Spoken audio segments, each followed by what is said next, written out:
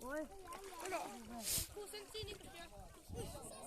cái nào biết cái nào khu dụng mình đọc cái mình chơi bạc thế này à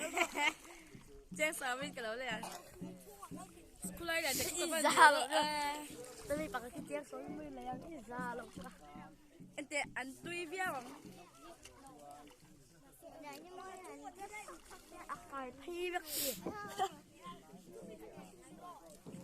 quay thi việc mà rất là xa hết rồi là đẹp hơn đi rất là rồi tôi bắt được cái gì mà nó phải thi cái nào ít là là cắt chẹt